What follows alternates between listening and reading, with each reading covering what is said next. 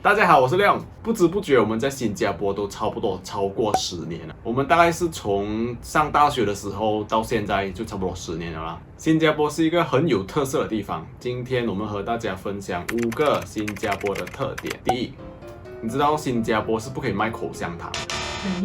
对。新加坡，如果你偷偷卖口香糖，如果你被抓，最高会罚你10万新币。当初为什么会禁止卖口香糖呢？就是因为很多人会在 MRT 的那个自动门的那个 sensor 那边放住那个口香糖，所以它就会干扰那个自动门的操作，就会带来很多不便。除了 MRT 的自动门啊，还有很多公共场所的地方，比如讲走廊啊、lift 啊，都有人乱丢口香糖啊，造成很多卫生问题。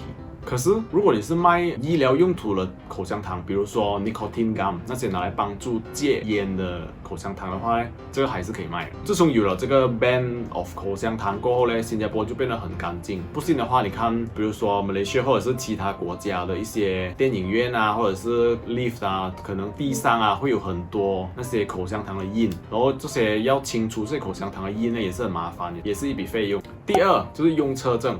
在新加坡，如果你要买车，不是这样简单。平常你就是买车，然后登记，然后就买保险，然后你就可以上路去摇车哦。可是，在新加坡是不一样的。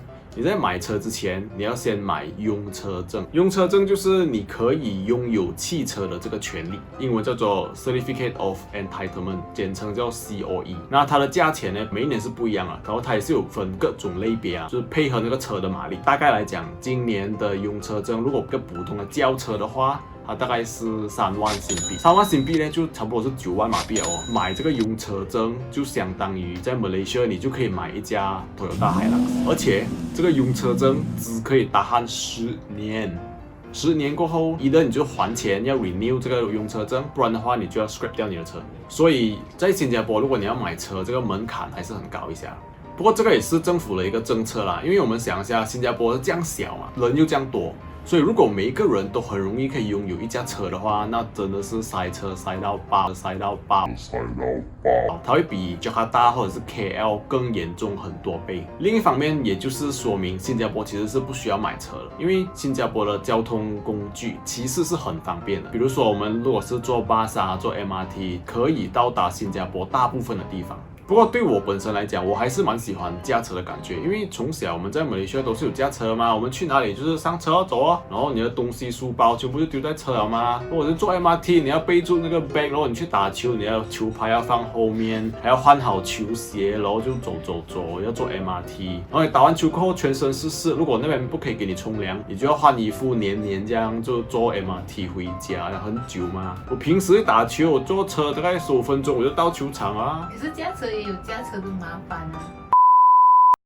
比如讲，如果我在马来西亚 ，OK， 我要出门，我要去打包，银行 supermarket 买东西，然后回家，我要1 round 搞定。可是我要驾车去到银行，要时间找 parking， 然后拿了钱可以上车，又要驾车去那个打包的地方，又要找 parking， 然后要驾车买了东西又上车，我要再去 supermarket， 然后要找 parking， 又要驾车又要上车才可以回到家。通常一天去3个地方，我觉得应该是 maximum 了。可是我在新加坡，你就搭 MRT 去到一个 MRT station， 银行、parking 跟 supermarket 全部在那一站搞定。马来西亚也是有银行、supermarket 还有买食物的地方吗？没有，很少，通常就是我要这个银行，那个没有；我要那个 supermarket， 那个没有这个银行。这样你就叫另外一个人，那是我驾车，你下去买啊。就是有这个麻烦哦。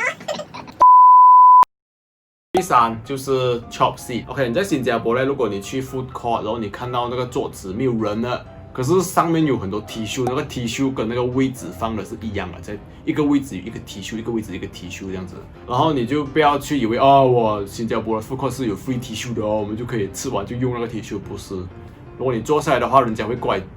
这样，所以他的意思就是讲，这个 T 恤是有人的，那个人已经把那个位置霸了。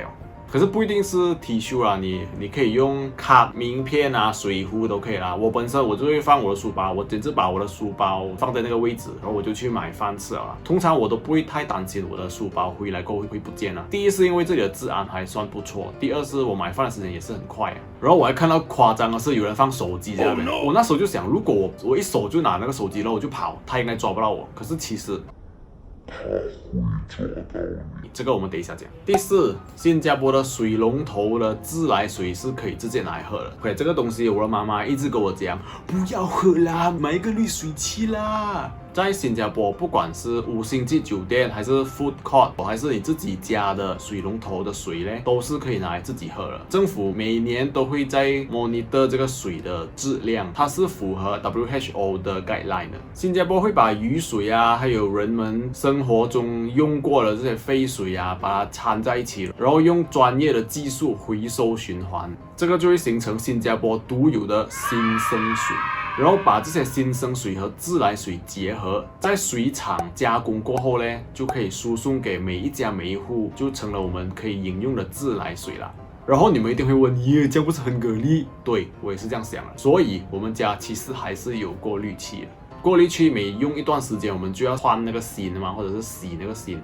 那过了一段时间，当我们要把那个滤芯换掉的时候呢，我们就发现原来那个滤芯还是很干净的，还是白色的。它就不像跟我们在马来西亚这样，过了一段期间，你打开这个滤芯看它是 chocolate 色的。所以这样也就说明新加坡的自来水也是蛮干净下的。第5就是警方的办事效率。这个刚才我在第3点的时候有提过，就是如果你快偷偷把人家的电话偷掉，然后你就跑掉，你觉得人家是抓不到你的？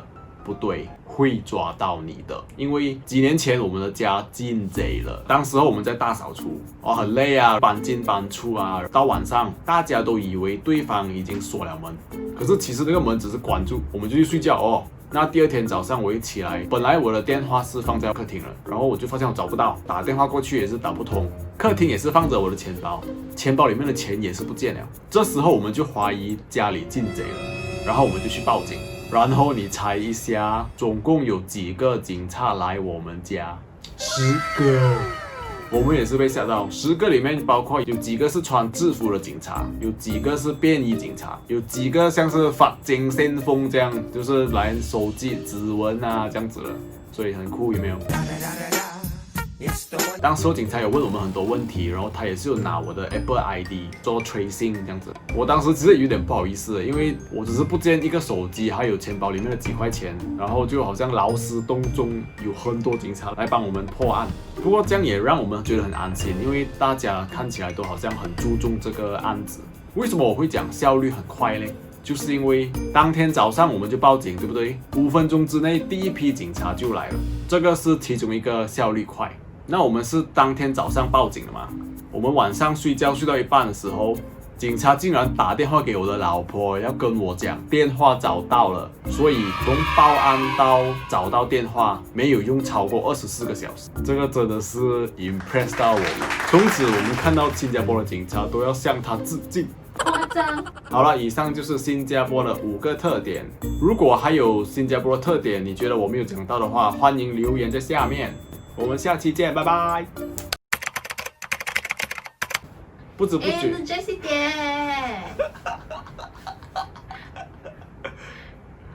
大家好，我是亮。